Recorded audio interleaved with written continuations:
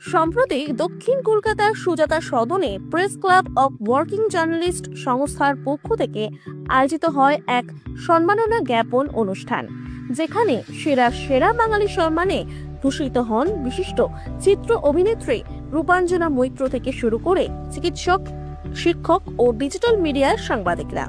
অনুষ্ঠানে প্রধান অতিথি হিসেবে উপস্থিত ছিলেন deputy chief whip West Bengal বিধানসভা তথা বিধায়ক ও কলকাতা পৌরসভার মেয়র পরিষদ দেবাশিস কুমার সহ একাধিক গুণী ব্যক্তিত্ব। সম্পূর্ণ অনুষ্ঠানটি সংস্থার ন্যাশনাল সেক্রেটারি তথা সমাজসেবী ডক্টর শাশ্বতী দাস, আইনজীবী শুভদীপ রায় সহ একাধিক মানুষের তত্ত্বাবধানে অনুষ্ঠিত হয়। যাই হোক, মঞ্চে যারা আজকে পুরস্কৃত হচ্ছেন, এখানে ডক্টর বিশ্বাস আছেন, তাকে আমার শুভেচ্ছা। অনুপমা আমাদের প্রিন্সিপাল ন্যাশনাল গার্লস স্কুল, আমার দীর্ঘদিনের পরিচিত তার সঙ্গে পরিচয়। অনুপমা আছেন। রূপাঞ্জনা, আপনাদের সকলেই তাকে চেনেন, তার পরিচয় দেওয়ার কোনো প্রয়োজন নেই।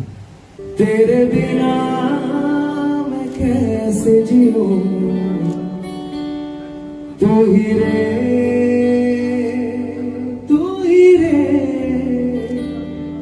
तेरे बिना मैं कैसे जीऊं।